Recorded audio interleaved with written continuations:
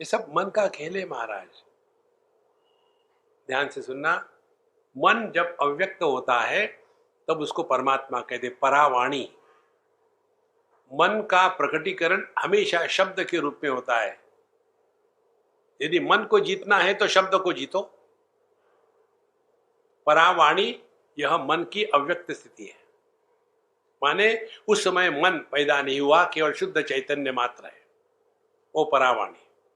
फिर पश्यंती, अब धीरे धीरे उस परावाणी से, शुद्ध चैतन्य से मानो मन का अंकुर निकलना शुरू हो गया। लेकिन उसमें अभी डिवीजन नहीं हुई पूरी, थोड़ा शुरू हो गया। उदाहरण के लिए, यदि चना आप लो सूखा और चबाओ तो दांत बाहर निकल आएंगे। फिर उसको पानी में रखो ओवरनाइट तो धीरे धीरे वो फूल गया, लेकिन उसमें से अभी कुछ बाहर नहीं आया, तो वो हो गई पश्यंती वाणी की स्थिति। फिर और जब ये मन स्थूल हो जाता है तब वो आ जाता है मध्यमा वाणी में, जहां शब्द और उसका अर्थ केवल वृत्त्यात्मक ही होते हैं, जिसको कहते ख्याली पुलाव। हम कल्पना करते अब यहां से घर जाकर के सब्जी बनाएंगे, ये करेंगे वो करेंगे, तो घर सब्जी बनाना जाना सब मन में ही है, कुछ नहीं हुआ असल में।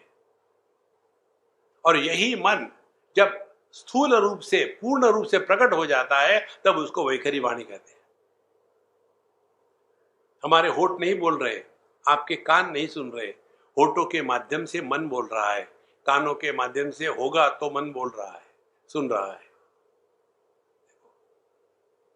इसीलिए जैसे ये सूक्ष्मता बढ़ती है तब ये बात समझ में आती है, जगत दीर्घ महास्वप्न सोयमंत समुत्थितः। तो इसी एक तत्व से ही यह जगत रूप प्रकट हो गया है और वापस चला जाता है।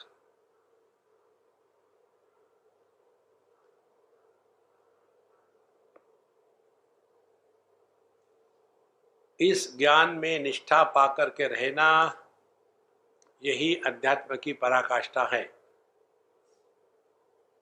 बाकी सब ठीक है अपने।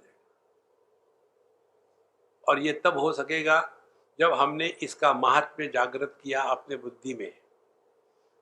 जिसका महात्म्य हमारी बुद्धि में होता है उसी को प्राप्त करने का हम प्रयत्न कर सकते हैं। जिसका महात्म्य नहीं है उसको प्राप्त करने का प्रयत्न नहीं करेंगे।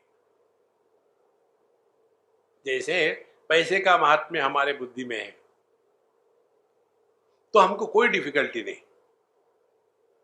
कोई भी व्यक्ति पैसा कमाना कठिन है इसीलिए नहीं कमाएंगे ऐसा नहीं कहता, वो नए नए तरीके ढूंढ के निकालता है।